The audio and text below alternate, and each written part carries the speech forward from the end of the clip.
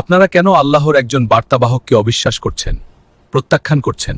একবার ভাবুন তো, আল্লাহ যদি কোনো পিতৃপরিচয়হীন কাউকে আমাদের জন্য বার্তাবাহক হিসেবে পাঠাতেন, তাহলে কি তাকে গ্রহণ করতেন? নাকি কোনো মূর্তিপূজকের ঘরে জন্ম নেওয়া কাউকে আল্লাহ বার্তাবাহক হিসেবে পাঠালে তা কে গ্রহণ করতেন? নাকি কোনো নিরক্ষর কাউকে আমাদের জন্য বার্তাবাহক হিসেবে পাঠালে তা কে গ্রহণ করতেন? যে কিনা আমার মতো একজন সাধারণ রাখাল। আল্লাহ এমন অনন্য অসাধারণ কিছুই করেন, এটাই আল্লাহর ইচ্ছা। সুবহানাল্লাহ।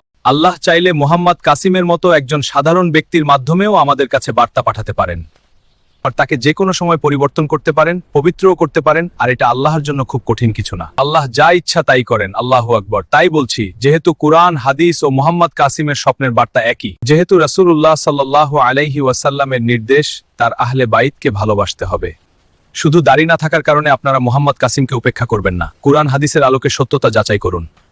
কেন মুহাম্মদ কাসিমের স্বপ্নগুলো একের পর এক সত্য প্রমাণিত হচ্ছে? আর শিরক পরিহার করুন। শিরক পরিহার না করলে আল্লাহ আমাদের সাহায্য করবেন না।